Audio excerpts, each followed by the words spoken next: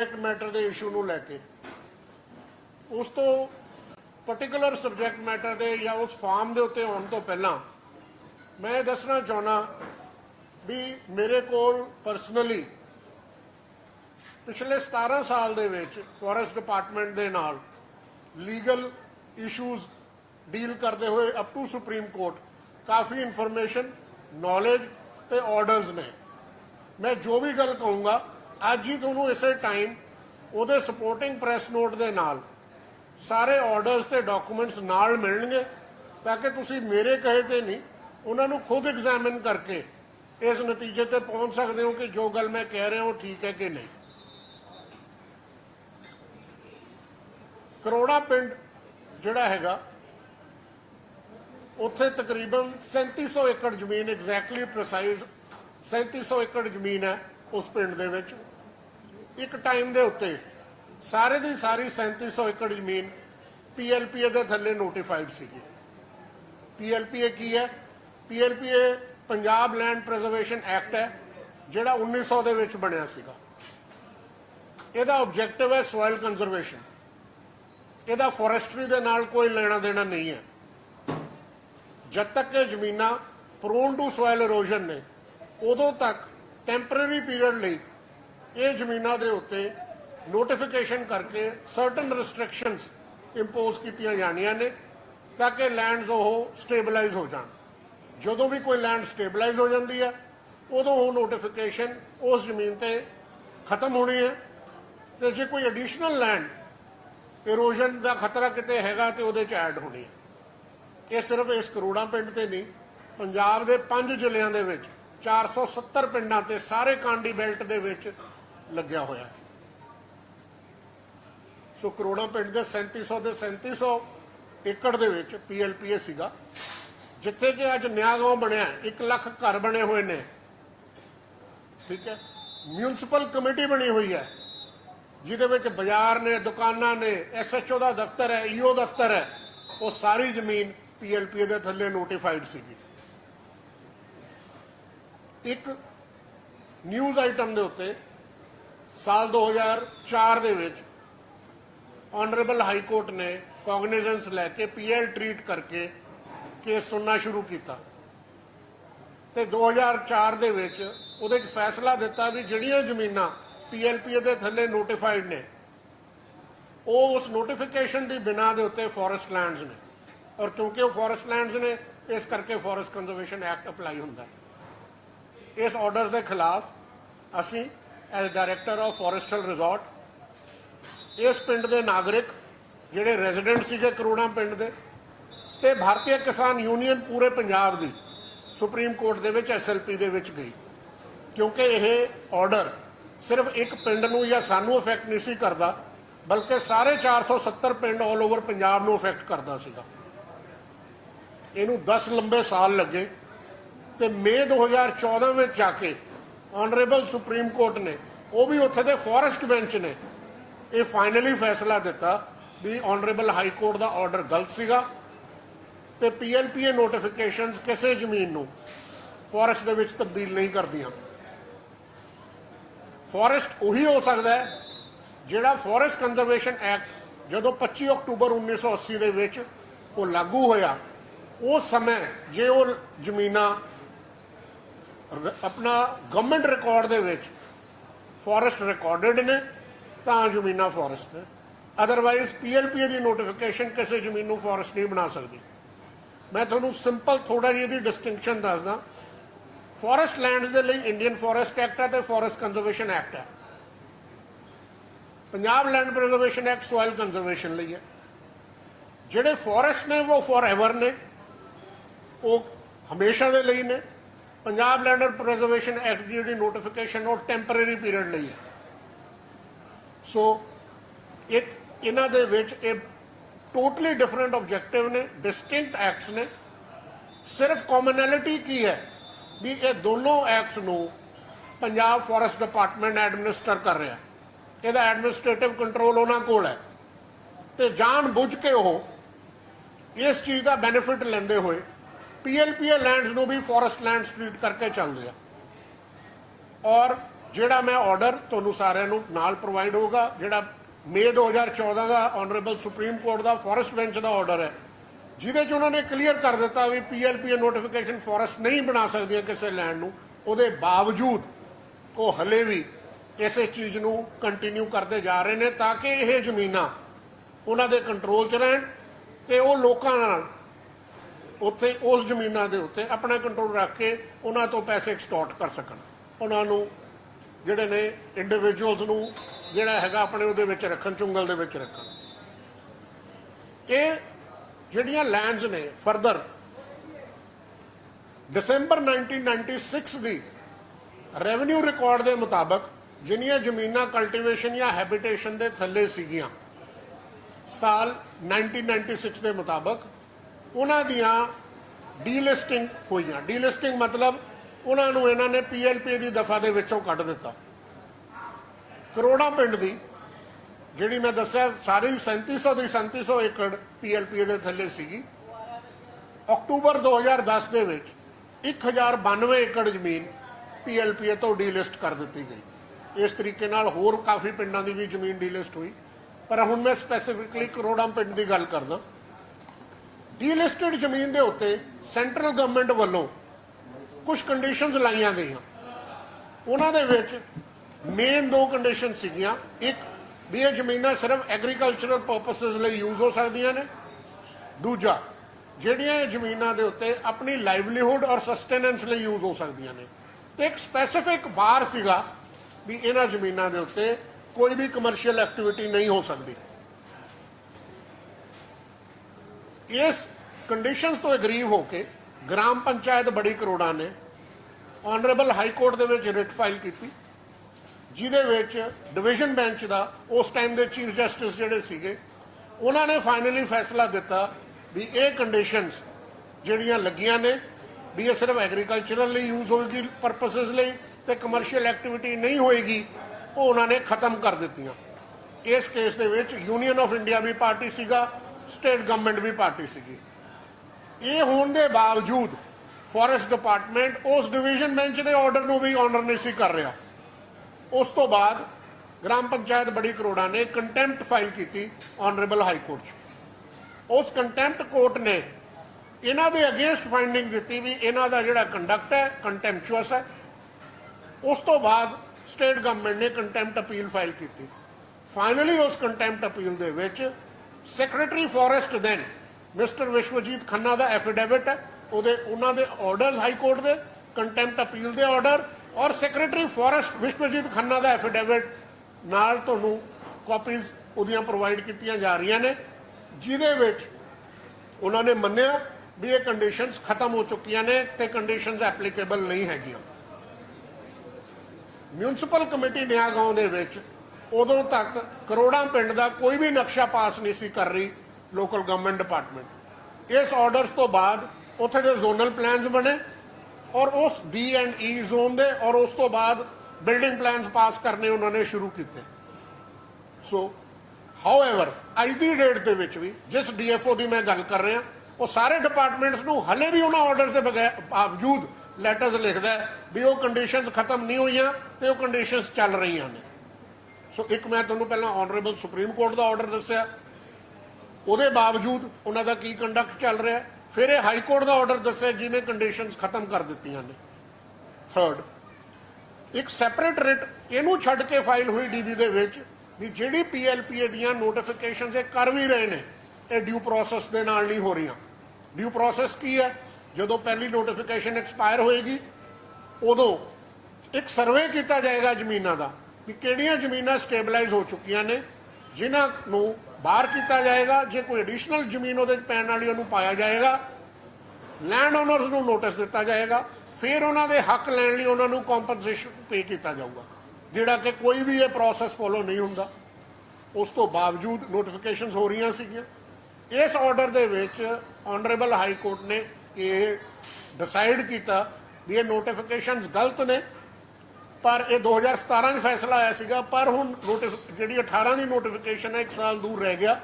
ਮੈਂ ਇਹਨੂੰ ਸੈਟੀਸਫਾਈਡ ਨਹੀਂ ਕਰਦਾ, ਪਰ ਸਟੇਟ ਗਵਰਨਮੈਂਟ ਨੂੰ ਡਾਇਰੈਕਟ ਕਰਦਾ ਵੀ ਪਿਛਲੇ 3 ਸਾਲ ਦੀ ਕੰਪਨਸੇਸ਼ਨ ਲੈਂਡ ਓਨਰਸ ਨੂੰ ਦਿਓ ਤੇ ਅੱਗੇ ਵਾਸਤੇ ਜੇ ਕੋਈ ਨੋਟੀਫਿਕੇਸ਼ਨ ਕੰਟੀਨਿਊ ਕਰਨੀ ਹੈ ਤੇ ਡਿਊ ਪ੍ਰੋਸੈਸ ਫੋਲੋ ਕਰੋ, ਨੋਟਿਸ ਦਿਓ ਔਰ ਉਹਦੀ ਡਿਟਰਮੀਨੇਸ਼ਨ ਕਰੋ ਵੀ ਕਿਹੜੀ ਲੈਂਡ ਸਸੈਪਟੇਬਲ ਟੂ ਇਰੋਜਨ ਹੈ। ਇਨ ਟੋਟਲ ਡਿਸਰਿਗਾਰਡ ਉਸ ਆਰਡਰ ਨੂੰ ਵੀ ਕਰਦੇ ਹੋਏ 2018 ਦੇ ਵਿੱਚ ਵਿਦਆਊਟ ਫੋਲੋਇੰਗ ਐਨੀ ਪ੍ਰੋਸੈਸ, ਵਿਦਆਊਟ ਪੇਇੰਗ ਦਾ ਕੰਪਨਸੇਸ਼ਨ, ਇਹਨਾਂ ਨੇ ਦੁਬਾਰਾ ਤੋਂ ਉਹ 15 ਪਿੰਡਾਂ ਦੇ ਉੱਤੇ ਦੁਬਾਰਾ ਤੋਂ PLPA ਦੀ ਧਾਰਾ 4 ਦੀ ਨੋਟੀਫਿਕੇਸ਼ਨ ਕਰ ਦਿੱਤੀ। ਉਹਦੇ ਨੋਟੀਫਿਕੇਸ਼ਨ ਕਰਨ ਤੇ ਉਹਦੀ ਕੰਟੈਂਪਟ ਹਾਈ ਕੋਰਟ ਦੇ ਵਿੱਚ ਉਹਨਾਂ ਦੇ ਖਿਲਾਫ ਚੱਲ ਰਹੀ ਹੈ ਵੀ ਉਹ ਨੋਟੀਫਿਕੇਸ਼ਨ ਗਲਤ ਕੀਤੀ ਗਈ ਹੈ।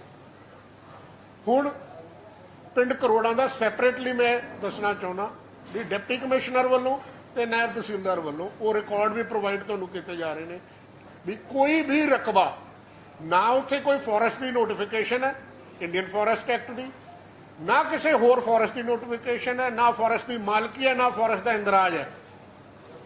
ਕੋਈ ਵੀ ਇਸ ਪਿੰਡ ਕਰੋੜਾਂ ਦੇ ਵਿੱਚ ਸਿਰਫ ਤੇ ਸਿਰਫ PLPA ਸੈਕਸ਼ਨ 4 ਦੀ ਕੁਝ ਰਕਬੇ ਤੇ ਨੋਟੀਫਿਕੇਸ਼ਨ ਹੈ, ਤਕਰੀਬਨ 2600 ਏਕੜ ਤੇ, ਬਾਕੀ ਦੀ ਜਿਹੜਾ ਏਰੀਆ ਉਹ ਡੀਲਿਸਟ ਹੋ ਚੁੱਕਿਆ ਹੈ ਜਿਹਦੇ ਤੇ ਕੋਈ ਕੰਡੀਸ਼ਨ ਨਹੀਂ ਹੈਗੀ। ਸੈਕਸ਼ਨ 4 ਦੀ ਨੋਟੀਫਿਕੇਸ਼ਨ ਜਿਹੜੀ ਇਸ ਟਾਈਮ ਤੇ ਚੱਲ ਰਹੀ ਹੈ ਉਹ ਨੋਟੀਫਿਕੇਸ਼ਨ ਦੇ ਵਿੱਚ ਰਿਸਟ੍ਰਿਕਸ਼ਨ ਹੈ ਵੀ ਤੁਸੀਂ ਜੇ ਜ਼ਮੀਨ ਖੇਤੀ ਥੱਲੇ ਨਹੀਂ ਹੈ, ਐਗਰੀਕਲਚਰਲ ਲੈਂਡ ਨਹੀਂ ਹੈ ਤਾਂ ਤੁਸੀਂ ਉਹਨੂੰ ਤੋੜ ਕੇ ਬ੍ਰੇਕ ਕਰਕੇ ਕਲਟੀਵੇਸ਼ਨ ਥੱਲੇ ਨਹੀਂ ਲਿਆ ਸਕਦੇ। ਜਿਹੜੀਆਂ ਜ਼ਮੀਨਾਂ ਆਲਰੇਡੀ ਐਗਰੀਕਲਚਰਲ ਨੇ ਉਹਨਾਂ ਦੇ ਉੱਤੇ ਤੁਸੀਂ ਐਗਰੀਕਲਚਰ ਸੰਬੰਧਿਤ ਜਾਂ ਸਬਸਰਵੀਐਂਟ ਟੂ ਐਗਰੀਕਲਚਰ ਰਿਲੇਟਡ ਕੋਈ ਵੀ ਕਾਰਵਾਈ ਕਰ ਸਕਦੇ ਹੋ, ਉੱਤੇ ਐਕਟੀਵਿਟੀ ਤੁਸੀਂ ਕੰਟੀਨਿਊ ਕਰ ਸਕਦੇ ਹੋ। ਸੋ ਇਨ ਨਟਸ਼ੈਲ ਜਿਹੜੀ 2600 ਏਕੜ ਹਲੇ ਵੀ ਸੈਕਸ਼ਨ 4 ਦੇ ਥੱਲੇ ਹੈ, ਪਹਿਲੀ ਗੱਲ ਤਾਂ ਉਹਦੇ ਤੇ ਸੈਕਸ਼ਨ 4 ਦੀ ਨੋਟੀਫਿਕੇਸ਼ਨ ਹੋਣੀ ਹੀ ਨਹੀਂ ਸੀ ਚਾਹੀਦੀ। ਜਿਵੇਂ ਪਹਿਲਾਂ ਜ਼ਮੀਨਾਂ ਡੀਲਿਸਟ ਹੋਈਆਂ ਉਸੇ ਤਰ੍ਹਾਂ ਆਨਰੇਬਲ ਹਾਈ ਕੋਰਟ ਦੇ ਆਰਡਰ ਦੇ ਮੁਤਾਬਕ ਬਾਅਦ 96 ਤੋਂ ਲੈ ਕੇ 2018 ਦੇ ਵਿੱਚ 22 ਸਾਲ ਨਿਕਲ ਚੁੱਕੇ ਆ। ਉਹ 22 ਸਾਲਾਂ ਦੇ ਵਿੱਚ ਫਰਦਰ ਬਹੁਤ ਸਾਰੀਆਂ ਲੈਂਡਸ ਸਟੇਬਲਾਈਜ਼ ਹੋ ਕੇ ਕਲਟੀਵੇਸ਼ਨ ਜਾਂ ਹੈਬਿਟੇਸ਼ਨ ਦੇ ਥੱਲੇ ਆ ਚੁੱਕੀਆਂ ਨੇ। ਉਹ ਲੈਂਡ ਦੇ ਉੱਤੇ ਸੈਕਸ਼ਨ 4 ਦੀ ਨੋਟੀਫਿਕੇਸ਼ਨ ਨਹੀਂ ਸੀ ਹੋਣੀ, ਪਰ ਫਿਰ ਵੀ ਕੀਤੀ ਗਈ ਹੈ। ਪਰ ਜੇ ਕੀਤੀ ਵੀ ਹੋਈ ਹੈ ਤਾਂ ਉਹ ਉਸ ਕਲਟੀਵੇਸ਼ਨ ਨੂੰ ਜਾਂ ਐਗਰੀਕਲਚਰ ਨੂੰ, ਫਾਰਮਿੰਗ ਨੂੰ ਪ੍ਰੋਹਿਬਿਟ ਨਹੀਂ ਕਰਦੀ, ਰੋਕਦੀ ਨਹੀਂ ਹੈ। ਠੀਕ ਹੈ ਜੀ।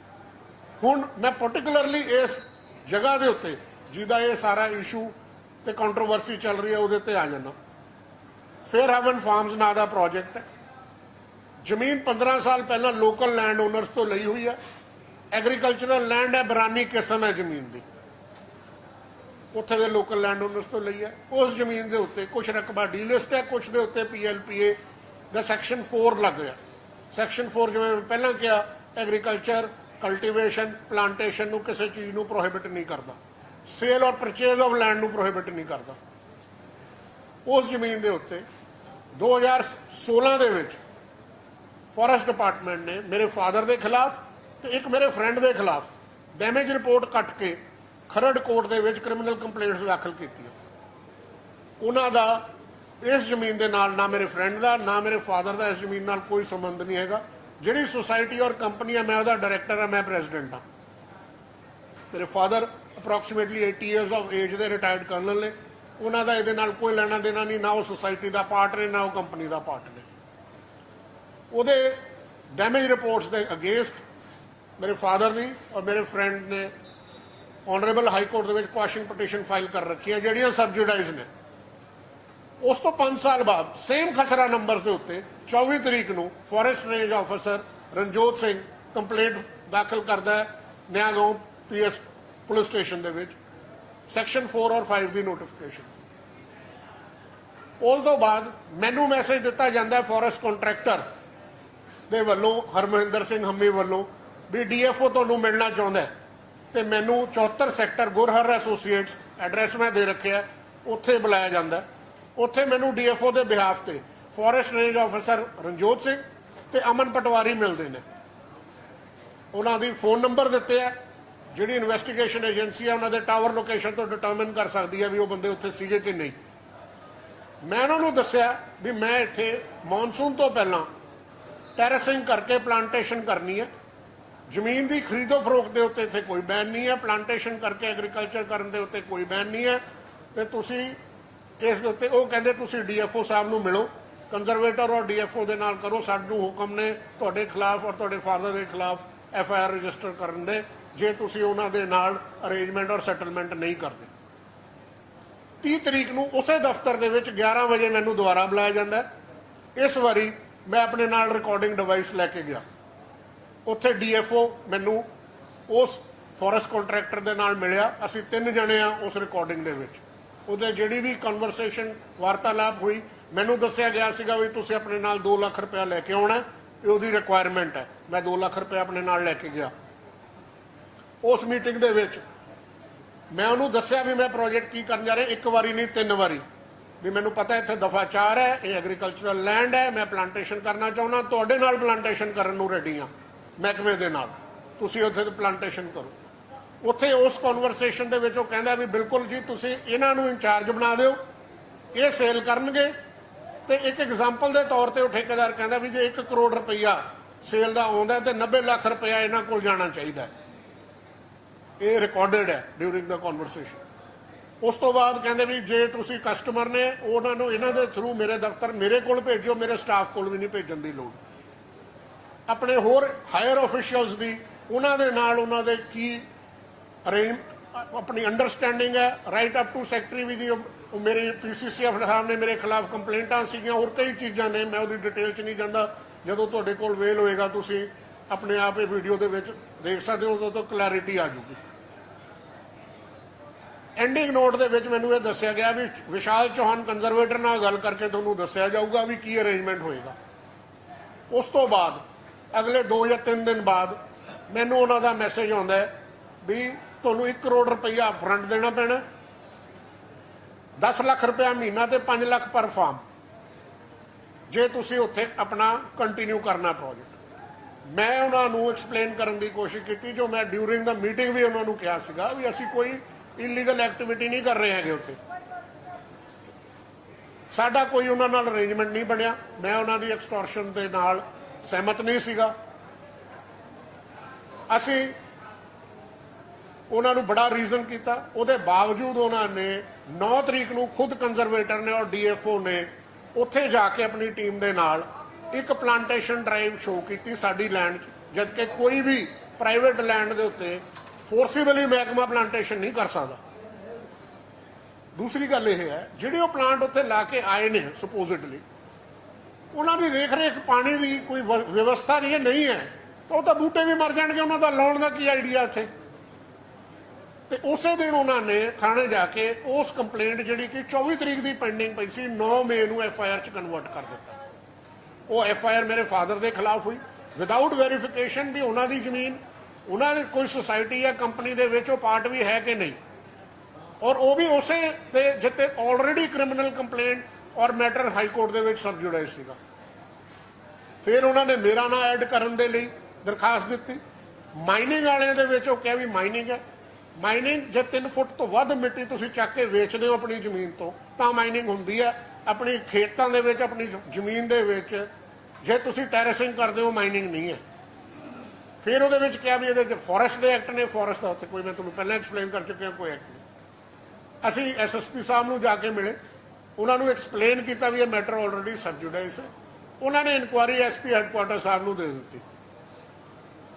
ਉਸ ਤੋਂ ਬਾਅਦ ਜਦੋਂ ਉਹਨੇ ਦੇਖਿਆ ਵੀ ਇਹ ਕੋਈ ਉਹਨਾਂ ਦੀ ਅੱਗੇ ਜੋ ਸਾਡੇ ਅਗੇਂਸਟ ਕੋਰਸਿਵ ਐਕਸ਼ਨ ਲੈਣਾ ਚਾਹੁੰਦੇ ਸੀ ਨਹੀਂ ਹੋਇਆ, ਉਹਨਾਂ ਨੇ DFO ਨੇ ਲੈਟਰ ਦਿੱਤੀ, ਉਹ ਵੀ ਮੈਂ ਤੁਹਾਨੂੰ ਪ੍ਰੋਵਾਈਡ ਕਰਦਾ। ਸਾਰੇ ਮਹਿਕਮਿਆਂ ਨੂੰ ਰਿਟਨ ਦੇ ਵਿੱਚ ਲੈਟਰ ਹੈ ਵੀ ਇਹ ਜ਼ਮੀਨ ਡੀਲਿਸਟਡ ਹੈ ਔਰ ਡੀਲਿਸਟ ਹੋਣ ਦੇ ਕਾਰਨ ਸਾਡੇ ਇਖਤਿਆਰ 'ਚ ਨਹੀਂ ਹੈ, ਔਰ ਕਿਉਂਕਿ ਸਾਡੇ ਇਖਤਿਆਰ 'ਚ ਨਹੀਂ ਹੈ ਤੁਸੀਂ ਇਹਦੇ ਤੇ ਐਕਸ਼ਨ ਲਓ।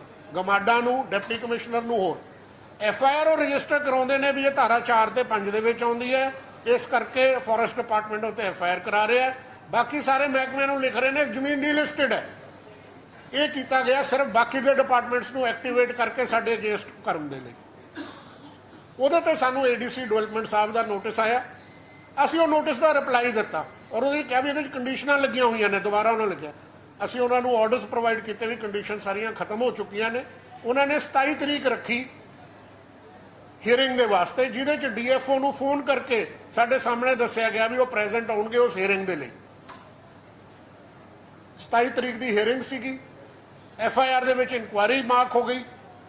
ਹੁਣ ਇਹਨਾਂ ਨੇ 25 ਤਰੀਕ ਨੂੰ ਡਿਪਟੀ ਕਮਿਸ਼ਨਰ ਸਾਹਿਬ ਨੂੰ ਚਿੱਠੀ ਦਿੱਤੀ ਵੀ ਅਸੀਂ ਉੱਥੇ ਪਲਾਂਟੇਸ਼ਨ ਕਰਕੇ ਫੋਰੈਸਟੇਸ਼ਨ ਕਰਨ ਲਈ ਤੇ ਡਿਮਾਰਕੇਸ਼ਨ ਕਰਨਾ ਚਾਹੁੰਦੇ ਆ, ਡਿਊਟੀ ਮੈਜਿਸਟ੍ਰੇਟ ਅਪਾਇੰਟ ਕੀਤਾ ਜਾਵੇ ਤੇ ਨਾਲ ਪੁਲਿਸ ਫੋਰਸ ਦਿੱਤੀ ਜਾਵੇ। ਉਸ ਲੈਟਰ ਦੇ ਵਿੱਚ ਨਾ ਮੇਰਾ ਨਾਂ, ਨਾ ਸੁਸਾਇਟੀ ਦਾ, ਨਾ ਕੰਪਨੀ ਦਾ, ਨਾ ਫਾਰਮ ਦਾ, ਸਿਰਫ ਖਸਰਾ ਨੰਬਰ ਦਿੱਤੇ ਗਏ। ਸਾਨੂੰ ਕੋਈ ਇਤਲਾਹ ਨਹੀਂ, ਕੋਈ ਨੋਟਿਸ ਨਹੀਂ। ਸਾਡੀ ਜ਼ਮੀਨ ਤੇ ਡਿਮਾਰਕੇਸ਼ਨ ਹੋਣੀ ਹੈ, ਪਲਾਂਟੇਸ਼ਨ ਹੋਣੀ ਹੈ। ਡਿਊਟੀ ਮੈਜਿਸਟ੍ਰੇਟ ਪੁਲਿਸ ਫੋਰਸ ਲਿਜਾ ਕੇ ਡਿਪਟੀ ਕਮਿਸ਼ਨਰ ਸਾਹਿਬ ਨੇ ਇਹਨਾਂ ਨੂੰ ਸਿਰਫ ਡਿਮਾਰਕੇਸ਼ਨ ਦੇ ਆਰਡਰ ਦਿੱਤੇ, ਕੋਈ ਡੈਮੋਲੀਸ਼ਨ ਦਾ ਆਰਡਰ ਨਹੀਂ ਹੈ ਕਿਸੇ ਕੋਲ ਵੀ।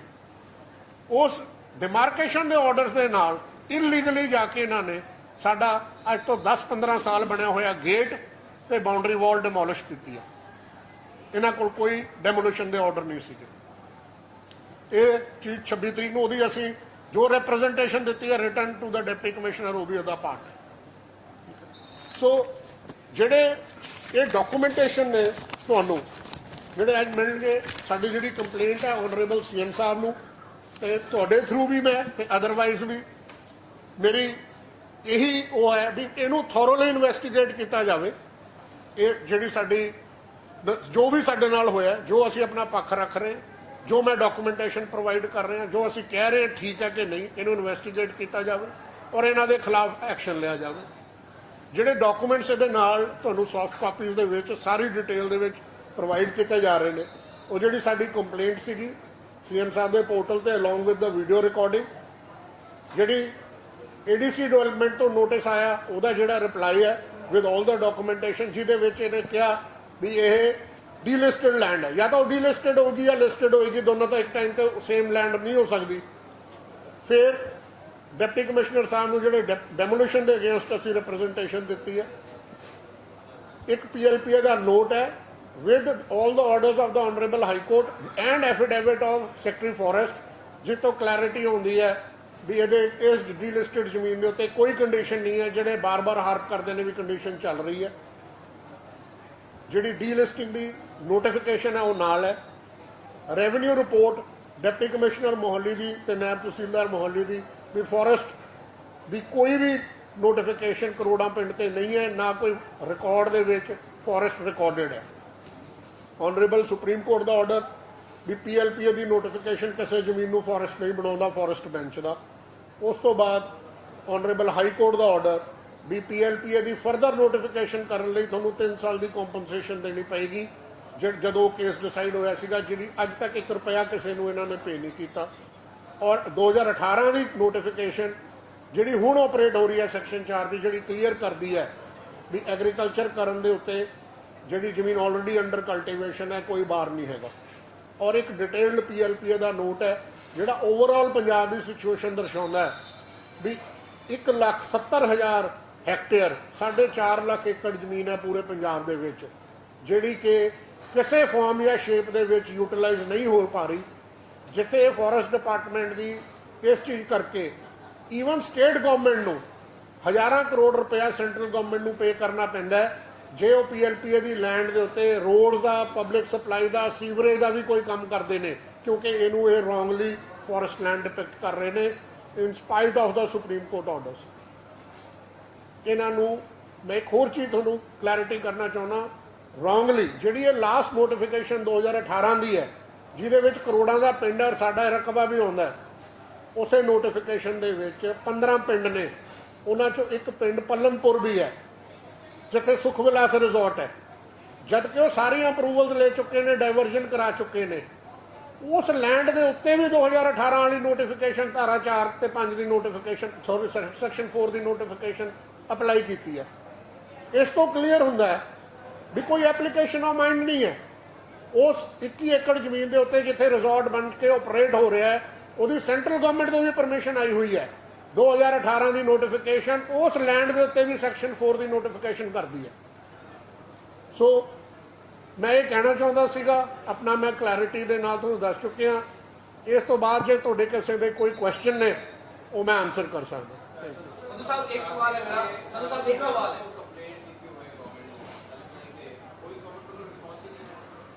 ਜੀ। ਮੈਨੂੰ ਐਸਐਸਪੀ ਵਿਜੀਲੈਂਸ ਮੋਹਾਲੀ ਤੋਂ ਕਾਲ ਆਈ ਸੀਗੀ ਵੀ ਉਹਨਾਂ ਕੋਲ ਇਨਕੁਆਇਰੀ ਇਨਵੈਸਟੀਗੇਸ਼ਨ ਲਈ ਆ ਚੁੱਕੀ ਹੈ ਤੇ ਮੈਨੂੰ ਮੰਡੇ ਨੂੰ ਉਹਨਾਂ ਨੇ ਆਪਣਾ ਜਾ ਕੇ ਸਟੇਟਮੈਂਟ ਰਿਕਾਰਡ ਕਰਨ ਨੂੰ ਕਿਹਾ।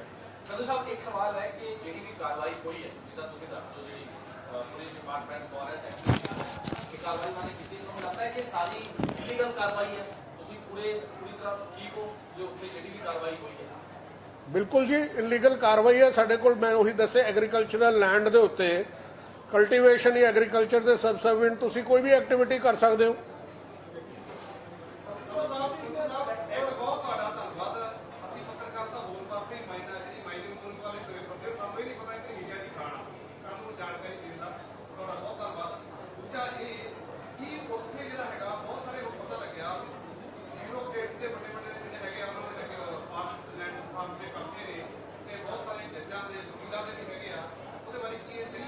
ਤੁਸੀਂ ਦੇਖੋ, ਮੈਂ ਇੱਕ ਚੀਜ਼ ਦਾ ਹੋਰ ਕਲੀਅਰ ਕਰਨਾ ਚਾਹੁੰਦਾ, ਕਿਉਂਕਿ ਕਾਫੀ ਮੀਡੀਆ ਜਦੋਂ ਰਿਪੋਰਟ ਕਰਦਾ ਸੀਗਾ ਵੀ ਫੋਰੈਸਟ ਦੀ ਜ਼ਮੀਨ ਤੋਂ ਕਬਜ਼ਾ ਕਰ ਲਿਆ, ਫੋਰੈਸਟ ਦੀ ਜ਼ਮੀਨ ਹੈ, ਐਂਡ ਕਈ ਸੀਨੀਅਰ ਅਨਫੋਰਚੂਨੇਟਲੀ ਟੂ ਸੇ ਕੋਰਸਪੋਂਡੈਂਟਸ ਵੀ ਉਹਦੇ ਵਿੱਚ ਉਹਨਾਂ ਨੇ ਕਿਹਾ ਜੀ ਡੀਲਿਸਟਡ ਜਿਹੜੀਆਂ ਜ਼ਮੀਨਾਂ ਨੇ, ਠੀਕ ਹੈ, ਉਹ ਲੀਜ਼ ਤੇ ਜ਼ਮੀਨਾਂ ਨੇ, ਫੋਰੈਸਟ ਦੀਆਂ ਜ਼ਮੀਨਾਂ ਨੇ।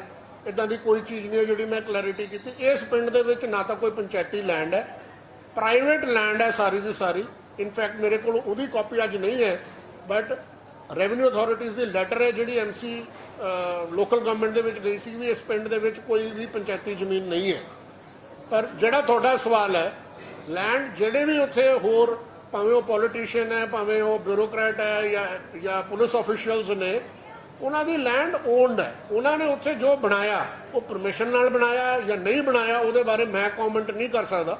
ਪਰ ਮੈਂ ਇਹ ਜ਼ਰੂਰ ਕਹਿਣਾ ਚਾਹੂੰਗਾ ਜਿਹੜਾ ਤੁਸੀਂ ਬ੍ਰਿੰਗ ਆਊਟ ਕੀਤਾ ਵੀ ਇਹ ਸਾਰੇ ਸਿਲਸਿਲੇ ਦੇ ਵਿੱਚ ਵੀ ਸਾਨੂੰ ਸਿੰਗਲ ਆਊਟ ਕੀਤਾ ਗਿਆ, ਜਦਕਿ ਸਾਡੀ ਤਾਂ ਉਸ 'ਤੇ ਕੰਸਟਰਕਸ਼ਨ ਇੱਕ ਬਾਉਂਡਰੀ ਵਾਲ ਤੇ ਗੇਟ ਹੀ ਸੀਗਾ, ਬਾਕੀ ਤਾਂ ਅਸੀਂ ਪਲਾਂਟੇਸ਼ਨ ਲਈ ਜ਼ਮੀਨ ਤਿਆਰ ਕਰ ਰਹੇ ਸੀਗੇ, ਜਿੱਥੇ ਕਿ ਬੜੇ ਬੜੇ ਰਿਜ਼ੋਰਟ ਬਣੇ ਹੋਏ ਨੇ, ਮੈਰਿਜ ਪੈਲੇਸ ਬਣੇ ਹੋਏ ਨੇ, ਏਡੇ ਏਡੇ ਫਾਰਮ ਹਾਊਸ ਬਣੇ ਹੋਏ ਨੇ। 5 ਕਿਲੋਮੀਟਰ ਉਹ ਅੱਗੇ ਜਾ ਕੇ ਸਿਰਫ ਉਸ ਚੀਜ਼ ਨੂੰ ਡਿਮੋਲਿਸ਼ ਕਰਕੇ ਆਏ। ਉਹਦਾ ਕੀ ਆਈਡੀਆ ਸਿੰਗਲ ਆਊਟ ਕਰਨ ਦਾ ਸੀਗਾ, ਤੁਸੀਂ ਆਪ ਸਮਝ ਸਕਦੇ ਹੋ।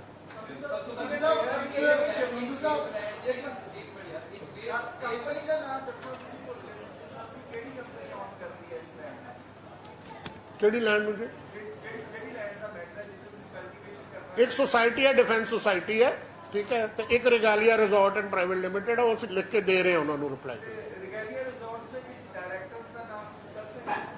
ਹਾਂਜੀ,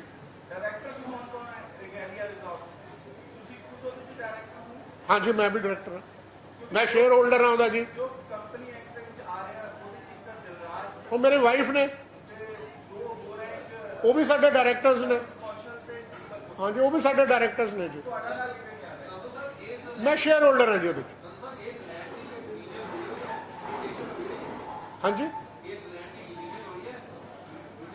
ਪਾਰਟ ਆਫ ਦਾ ਲੈਂਡ ਜਿਹੜੀ ਹੈ ਜੀ ਉਹਦੀ ਮਿਊਟੇਸ਼ਨ ਤੇ ਤਕਸੀਮ ਹੋ ਰੱਖੀ ਹੈ। ਪਾਰਟ ਲੈਂਡ ਉੱਥੇ ਮੁਸ਼ਤਰਕਾ ਦੇ ਵਿੱਚ ਹੈਗੀ ਹੈ।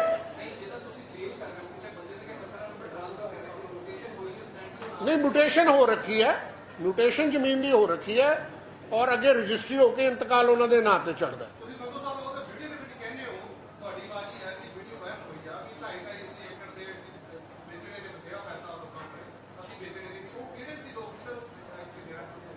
ਕੋਈ ਵੀ ਜਿਹੜਾ ਉੱਥੇ ਜਿਹੜੀ ਅਸੀਂ ਪਲਾਂਟੇਸ਼ਨ ਕਰਕੇ ਲੈਂਡ ਦੇ ਰਹੇ ਹਾਂ, ਸ਼ਾਇਦ ਜਿਹੜਾ ਕੋਈ ਫਾਰਮ ਆਪਣਾ ਖਰੀਦਣਾ ਚਾਹੁੰਦਾ ਕੋਈ ਵੀ ਇੰਡੀਵਿਜੂਅਲ, ਜਿਵੇਂ ਮੈਂ ਤੁਹਾਨੂੰ ਕਿਹਾ ਐਗਰੀਕਲਚਰਲ ਲੈਂਡ ਹੈ ਜਿੱਥੇ ਬਾਕੀ ਜਗ੍ਹਾ ਤੇ ਖਰੀਦ ਰਹੇ ਆ, ਤੇ ਉਹ ਲੈ ਸਕਦਾ। ਉਸ ਵੀਡੀਓ ਦੇ ਵਿੱਚ ਮੈਂ ਇਹ ਵੀ ਤੁਸੀਂ ਦੇਖੋਗੇ, ਇਹ ਕਹਿ ਰਹੇ ਉਹਨਾਂ ਨੂੰ ਵੀ ਇਹ ਸੈਕਸ਼ਨ 4 ਦੀ ਲੈਂਡ ਹੈ, ਇਹਦੇ ਵਿੱਚ ਟੈਂਪਰੇਰੀ ਸਟਰਕਚਰ ਸਿਰਫ ਬਣ ਸਕਦਾ ਹੈ, ਪ੍ਰੀ ਫੈਬ ਦਾ ਜਾਂ ਕਿਸੇ ਹੋਰ ਚੀਜ਼ ਦਾ, ਉਹ ਅਲਾਊਡ ਹੈ। ਆਰਸੀਸੀ ਦੀ ਕੰਸਟਰਕਸ਼ਨ ਨਹੀਂ ਹੋ ਸਕਦੀ।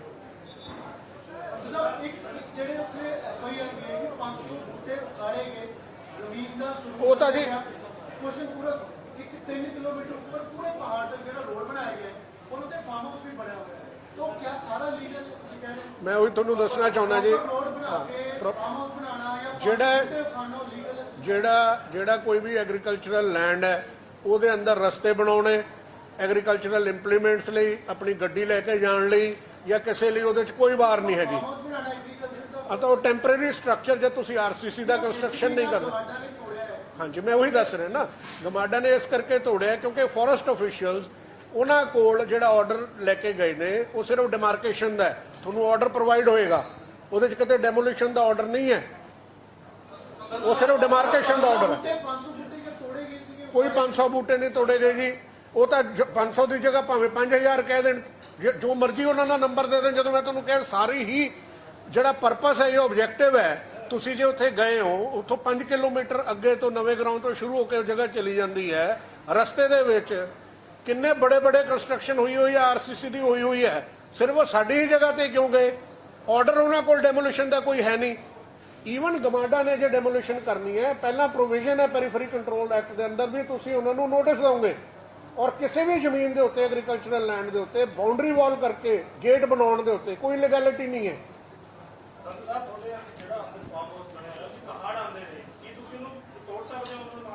ਜਿਹੜੀ ਉਹ ਜ਼ਮੀਨ ਹੈ ਜੀ, ਉਹਦੀ ਕਿਸਮ ਐਗਰੀਕਲਚਰ ਹੈ, ਇਸ ਮੁਤਾਬਕ ਮੈਂ ਐਕਸਪਲੇਨ ਕਰ ਦਿੰਦਾ ਜੀ, ਠੀਕ ਹੈ। ਹਿਮਾਚਲ ਦੇ ਵਿੱਚ ਸਾਰੇ ਹੀ ਪਹਾੜ ਨੇ, ਫਿਰ ਤਾਂ ਉੱਥੇ ਕੋਈ ਮਕਾਨ ਵੀ ਨਹੀਂ ਬਣਾ ਸਕਦਾ ਜਾਂ ਉਹ ਵੀ ਨਹੀਂ ਕਰ ਸਕਦਾ। ਜ਼ਮੀਨ ਦੀ ਕਿਸਮ ਜਦੋਂ ਐਗਰੀਕਲਚਰਲ ਹੈ, ਉਹਦੇ ਉੱਤੇ ਮੈਂ ਪਲਾਂਟੇਸ਼ਨ ਕਰਨ ਲਈ ਟੈਰੇਸਿਸ ਕਰ ਸਕਦਾ, ਮੈਂ ਉਹਦੇ 'ਚ ਰਸਤੇ ਬਣਾ ਸਕਦਾ। ਬਰਾਨੀ ਲੈਂਡ ਹੈ ਜੀ, ਬਿਲਕੁਲ ਰਿਟਨ ਦੇ ਵਿੱਚ ਰੈਵਨਿਊ ਰਿਕਾਰਡ ਹੈ। ਤੁਹਾਡੀ ਸ਼ਿਕਾਇਤ ਦੇ ਆਧਾਰ ਤੇ 27/5 ਨੂੰ ਮੁੱਖ ਵਨਪਾਲ ਅਫਸਰ ਖਰਸ਼ ਕੁਮਾਰ ਨੇ ਉਹਨਾਂ ਦੀ ਮੁਅੱਤਲੀ ਦੀ ਸਿਫਾਰਿਸ਼ ਕੀਤੀ ਹੈ ਜਿਹੜੇ ਡੀਐਫਓ। ਕੀ ਤੁਸੀਂ ਉਹਨੂੰ ਸਹੀ ਮੰਨਦੇ ਜਾਂ ਮੁਅੱਤਲੀ ਕਰ ਦਿੱਤਾ? ਮੈਂ ਬਿਲਕੁਲ ਸਹੀ ਮੰਨਦਾ ਜੀ। ਜੇ ਉਹ ਤੇ ਕੰਜ਼ਰਵੇਟਰ ਇਸ ਜ਼ਿਲ੍ਹੇ ਦੇ ਐਡਮਿਨਿਸਟ੍ਰੇਟਿਵ ਇੰਚਾਰਜ ਰਹਿਣਗੇ ਤੇ ਡਿਊਰਿੰਗ ਦਾ ਇਨਕੁਆਇਰੀ ਜਾਂ ਇਨਵੈਸਟੀਗੇਸ਼ਨ ਇਹਦੇ 'ਚ ਫੇਅਰ ਜਸਟਿਸ ਹੀ ਨਹੀਂ ਹੋ ਸਕਦਾ। ਮੈਨੂੰ ਕੋਈ ਨੌਲੇਜ ਨਹੀਂ ਹੈ ਜੀ। ਹਾਂਜੀ, ਮੈਨੂੰ ਕੋਈ ਉਹਦੇ ਬਾਰੇ ਨੌਲੇਜ ਨਹੀਂ ਹੈ। ਸੰਧੂ ਸਾਹਿਬ, ਤੁਹਾਡੀ ਸਾਰੀ ਗੱਲ ਜਾਇਜ਼ ਹੈ, ਤੁਸੀਂ ਕਹਿ ਰਹੇ ਹੋ ਸਾਰੀ ਚੀਜ਼ਾਂ ਹੋਈ ਹੈ। ਜਿਹੜਾ ਫਾਰਮ ਹਾਊਸ ਬਣਿਆ ਹੈ, ਕੋਈ ਲੀਗਲ ਹੈ, ਬਣਾ ਸਕਦੇ ਹੋ? ਮੈਂ ਤੁਹਾਨੂੰ ਇਹ ਦੱਸ ਰਿਹਾ, ਟੈਂਪਰੇਰੀ ਸਟਰਕਚਰ ਜਿਹੜਾ ਤੁਹਾਡਾ ਐਕੋ ਟੂਰਿਜ਼ਮ ਐਕਟ ਹੈ 2009 ਦਾ, ਉਹਦੀ ਕਾਪੀ ਮੈਂ ਤੁਹਾਨੂੰ ਪ੍ਰੋਵਾਈਡ ਕਰ ਦਾਂਗਾ। PLPA ਦੀਆਂ ਲੈਂਡਸ ਦੇ ਵਿੱਚ ਕਿਸੇ ਵੀ ਟਾਈਪ ਦੇ ਟੈਂਪਰੇਰੀ ਸਟਰਕਚਰ, ਪ੍ਰੀਫੈਬ ਸਟਰਕਚਰ ਅਲਾਉਡ ਨੇ ਬਣਾਉਣੇ। ਅੱਛਾ, ਜਦੋਂ RCC ਦਾ ਤੁਸੀਂ ਛੱਤ ਨਹੀਂ ਪਾਉਂਦੇ, ਟਰੈਕ ਡੈਕ ਰੂਫ ਪਾਉਂਦੇ ਹੋ, ਟੈਂਪਰੇਰੀ ਸਟਰਕਚਰ ਹੈ ਜੀ। ਹਾਂਜੀ,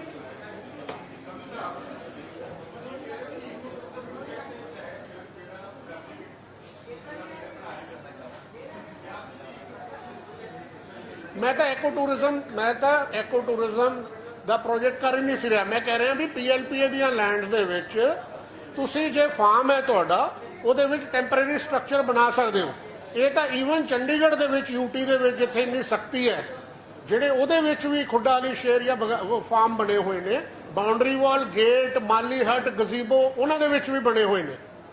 ਠੀਕ ਹੈ ਜੀ। ਆਪਣੀ ਜਿਹੜਾ ਤੁਹਾਡੀ ਫਾਰਮ ਲੈਂਡ ਹੈ, ਉਹਦੀ ਪ੍ਰੋਟੈਕਸ਼ਨ ਲਈ, ਆਪਣੀ ਪ੍ਰਾਪਰਟੀ ਲਈ, ਪ੍ਰੋਟੈਕਟ ਕਰਨ ਲਈ ਤੁਸੀਂ ਬਾਉਂਡਰੀ ਵਾਲ, ਗੇਟ, ਜਿਹੜਾ ਉੱਥੇ ਗਜ਼ੀਬੋ ਹੈ ਜਾਂ ਮਾਲੀ ਹਟ ਹੈ ਜਾਂ ਕੇਅਰ ਟੇਕਰ ਦੀ ਯੂਨਿਟ ਹੈ, ਉਹ ਤਾਂ ਬਣਾ ਹੀ ਸਕਦੇ ਹੋ। ਹਾਂਜੀ, ਅਸੀਂ ਤਾਂ ਫਾਰਮ ਲੈਂਡ ਵੇਚਣੀ ਸੀਗੀ ਜੀ, ਠੀਕ ਹੈ। ਜਿਹਨੇ ਆਪਣਾ ਉਹਦੇ 'ਚ ਬਣਾਉਣਾ ਉਹ ਬਣਾ ਸਕਦਾ ਸੀਗਾ। ਹਾਂਜੀ, ਉਹਨਾਂ ਨੂੰ ਦੱਸਿਆ ਜਾ ਰਿਹਾ ਸੀਗਾ ਵੀ ਤੁਸੀਂ RCC ਕੰਸਟਰਕਸ਼ਨ ਨਹੀਂ ਕਰ ਸਕਦੇ, ਟੈਂਪਰੇਰੀ ਕੰਸਟਰਕਸ਼ਨ ਪ੍ਰੀਫੈਬ ਦੀ ਕਰ ਸਕਦੇ ਹੋ ਸਿਰਫ। ਪਰ ਸੰਧੂ ਸਾਹਿਬ, ਜਿਹੜੀ ਕੰਸਟਰਕਸ਼ਨ ਉੱਥੇ ਹੋਈ ਸੀ JCB ਨਾਲ ਤੋੜੀ ਗਈ, ਉਹ ਪੱਕੀ ਕੰਸਟਰਕਸ਼ਨ ਸੀ ਜੀ। ਉਹ ਬਾਉਂਡਰੀ ਵਾਲ ਔਰ ਗੇਟ ਹੈ ਜਿਹੜਾ ਤੋੜਿਆ ਗਿਆ ਹੈ, ਤੇ ਡੰਗਾ ਵਾਲ ਹੈ। ਉਹ ਡੰਗਾ ਵਾਲ ਫॉर, ਹਾਂਜੀ, ਡੰਗਾ ਵਾਲ, ਉਹ ਡੰਗਾ ਵਾਲ ਹੈ ਜੀ। ਉਸਦੇ ਅੰਦਰ ਜਾ ਕੇ ਪੱਕੀ ਕੰਸਟਰਕਸ਼ਨ ਮੈਂ ਉਹੀ ਦੱਸ ਰਿਹਾ, ਉਹ ਡੰਗਾ ਵਾਲ ਹੈ, ਸਾਰੀਆਂ ਡੰਗਾ ਵਾਲ। ਤੁਸੀਂ ਸਰ ਐਂਟੀ ਕਰਪਸ਼ਨ ਉਹਨਾਂ ਨੂੰ ਦਿੱਤੀ ਹੈ ਆਪਣੀ ਵੀਡੀਓ ਜਾਂ ਜਿਹੜੀ ਵੀ ਤੁਸੀਂ ਹੈ, ਉਹਦੇ ਤੇ ਕੋਈ ਐਕਸ਼ਨ ਜਾਂ ਕਿਸ ਤਰ੍ਹਾਂ ਦਾ ਕੋਈ ਰਿਪਲਾਈ ਆਇਆ? ਵਿਜੀਲੈਂਸ SSP ਵਿਜੀਲੈਂਸ ਮੋਹਾਲੀ ਨੇ ਮੈਨੂੰ ਕੰਟੈਕਟ ਕਰਕੇ ਦੱਸਿਆ ਵੀ ਇਨਕੁਆਇਰੀ ਉਹਨਾਂ ਕੋਲ ਆ ਗਈ ਹੈ, ਤੇ ਮੈਨੂੰ ਮੰਡੇ ਨੂੰ ਜੁਆਇਨ ਕਰਨ ਨੂੰ ਕਿਹਾ ਉਹਨਾਂ ਨੇ ਇਨਵੈਸਟੀਗੇਸ਼ਨ। ਠੀਕ ਹੈ ਸਰ, ਦਿਖਾ ਦੋਗੇ ਤੁਸੀਂ ਜਿਹੜੀ ਤੁਸੀਂ ਵੀਡੀਓ ਜਾਂ ਆਡੀਓ ਮਿਲੀ ਹੈ? ਹਾਂ, ਉਹ ਸਾਰੇ ਪ੍ਰੋਵਾਈਡ ਕਰ ਰਹੇ ਹਾਂ ਜੀ ਅਸੀਂ। ਤੁਸੀਂ ਆਪਣਾ ਫੋਨ ਨੰਬਰ ਤੇ ਈਮੇਲ ID ਦੇ ਦਿਓ, ਹੁਣੀ ਸਾਰਿਆਂ ਨੂੰ। ਆ ਜਿਹੜੇ ਡਾਕੂਮੈਂਟਸ ਹੀ ਗਏ ਸਾਰੇ ਪ੍ਰੋਵਾਈਡ ਹੋਣਗੇ। ਤੁਸੀਂ ਵੀਡੀਓ ਦੇ ਵਿੱਚ ਬੜੀ ਬਹੁਤ ਸਾਰੇ ਸਾਥੀਆਂ ਨੇ ਸੁਣੀ ਨਹੀਂ ਹੈਗੀ, ਉਹਦੇ ਵਿੱਚ ਮੰਤਰੀ ਦਾ ਵੀ ਨਾਮ ਚੱਲਦਾ, ਉਹਦੇ ਮੁੰਡੇ ਜਿਹੜੇ ਹੈਗੇ ਕੀ ਨਾਮ ਉੱਪਰ ਵੀ ਉਹ ਤੁਸੀਂ ਦੇਖ ਲਓਗੇ ਜੀ। ਹੁਣ ਜਿਹੜੀ ਡਿਟੇਲਡ ਹੈ ਉਹਦੇ ਵਿੱਚ, ਉਹ ਤੁਸੀਂ ਜਦੋਂ ਆਪ ਡਿਟੇਲ ਦੇ ਵਿੱਚ ਦੇਖੋਗੇ ਤੁਹਾਨੂੰ ਸਾਰਾ ਪਤਾ ਲੱਗ ਜਾਏਗਾ। ਸਮਾਨ ਦੇਣ ਦੀ ਗੱਲ ਕਰਦੇ ਹੋ ਤੁਸੀਂ ਲਾਸਟ ਦੇ ਵਿੱਚ ਵੀ, ਆ ਸਮਾਨ ਸਾਂਭ ਲਓ। ਉਹ 2 ਲੱਖ ਰੁਪਇਆ ਜਿਹੜਾ ਉਹਨਾਂ ਨੇ ਕਿਹਾ ਸੀਗਾ ਲੈ ਕੇ ਆਉਣ ਨੂੰ, ਉਹ ਸੀਗਾ। ਸੰਧੂ ਸਾਹਿਬ, ਇੱਕ ਜਦੋਂ ਕਾਰਵਾਈ ਇਹ ਕੀਤੀ ਗਈ ਵੀਰਵਾਰ ਨੂੰ, ਰੈਵਨਿਊ ਡਿਪਾਰਟਮੈਂਟ ਦੇ ਤਹਿਸੀਲਦਾਰ, ਵਨ ਵਿਭਾਗ ਦੇ DFO ਅਤੇ ਕੰਜ਼ਰਵੇਟਰ ਨਾਲ, ਪੁਲਿਸ ਡਿਪਾਰਟਮੈਂਟ ਤੇ ਨਾਲ ਹੋਰ ਡਿਪਾਰਟਮੈਂਟ, ਸਾਰੇ ਗਮਾਡਾ ਵਗੈਰਾ ਮੌਜੂਦ ਸੀਗੇ। ਸਭ ਨੇ ਕਿ ਤੁਹਾਨੂੰ ਕੱਲੇ ਟਾਰਗੇਟ ਕਰਕੇ ਕਾਰਵਾਈ ਕੀਤੀ ਹੈ? ਤੁਹਾਨੂੰ ਮੇਰੇ ਖਿਆਲ ਨਾਲ ਇਹਦੇ ਵਿੱਚ ਜਿਹੜਾ ਲੀਡਿੰਗ ਡਿਪਾਰਟਮੈਂਟ ਸੀਗਾ ਉਹ ਫੋਰੈਸਟ ਡਿਪਾਰਟਮੈਂਟ ਸੀਗਾ। ਮੈਂ ਇੱਕ ਮਿੰਟ, ਮੈਨੂੰ ਐਕਸਪਲੇਨ ਕਰ ਲੈਣ ਦਿਓ ਨਾ। ਉਹਦੇ ਵਿੱਚ ਜਿਵੇਂ ਮੈਂ ਤੁਹਾਨੂੰ ਐਕਸਪਲੇਨ ਕੀਤਾ, DFO FIR ਰਜਿਸਟਰ ਕਰਾਉਂਦਾ ਧਾਰਾ 4 ਔਰ 5 ਦੇ ਵਿੱਚ। ਜਿਹੜੀ ਉਹ ਲੈਟਰ ਲਿਖਦਾ ਡਿਪਟੀ ਕਮਿਸ਼ਨਰ ਨੂੰ ਗਮਾਡਾ ਨੂੰ, ਉਹਦੇ 'ਚ ਕਹਿੰਦੇ ਨੇ ਵੀ ਇਹ ਸਾਰੀ ਜ਼ਮੀਨ ਡੀਲਿਸਟਡ ਹੈ, ਸਾਡੇ ਇਖਤਿਆਰ ਥੱਲੇ ਨਹੀਂ ਹੈ, ਇਸ ਕਰਕੇ ਤੁਸੀਂ ਕਰੋ। ਇੱਕ ਪਾਸੇ FIR ਉਹ ਧਾਰਾ 4 ਦੀ ਕਰਾ ਰਹੇ ਨੇ, ਦੂਜੇ ਪਾਸੇ ਗਮਾਡਾ ਨੂੰ ਕਹਿ ਰਹੇ ਨੇ ਡੀਲਿਸਟਡ ਲੈਂਡ ਹੈ। ਜਿਹੜਾ ਉਹ ਡਿਪਟੀ ਕਮਿਸ਼ਨਰ ਨੂੰ ਚਿੱਠੀ ਲਿਖਦੇ ਨੇ ਰਿਸਟੋਰੇਸ਼ਨ ਦੀ ਔਰ ਡਿਮਾਰਕੇਸ਼ਨ ਦੀ, ਡਿਪਟੀ ਕਮਿਸ਼ਨਰ ਉਹਨਾਂ ਨੂੰ ਆਰਡਰ ਦਿੰਦਾ ਸਿਰਫ ਡਿਮਾਰਕੇਸ਼ਨ ਦੇ, ਉਹ ਮੌਕੇ ਤੇ ਜਾ ਕੇ ਕੋਈ ਡਿਮਾਰਕੇਸ਼ਨ ਨਹੀਂ ਹੋਈ, ਸਿਰਫ ਡੈਮੋਲੀਸ਼ਨ ਹੋਈ ਹੈ। ਅਸੀਂ RTA ਦੇ ਵਿੱਚ ਡਿਮਾਰਕੇਸ਼ਨ ਦੀ ਰਿਪੋਰਟ ਮੰਗੀ ਹੈ ਵੀ ਸਾਨੂੰ ਡਿਮਾਰਕੇਸ਼ਨ ਦੀ ਰਿਪੋਰਟ ਦਿੱਤੀ ਜਾਵੇ ਵੀ ਕਿਹੜੀ ਡਿਮਾਰਕੇਸ਼ਨ ਕੀਤੀ ਹੈ।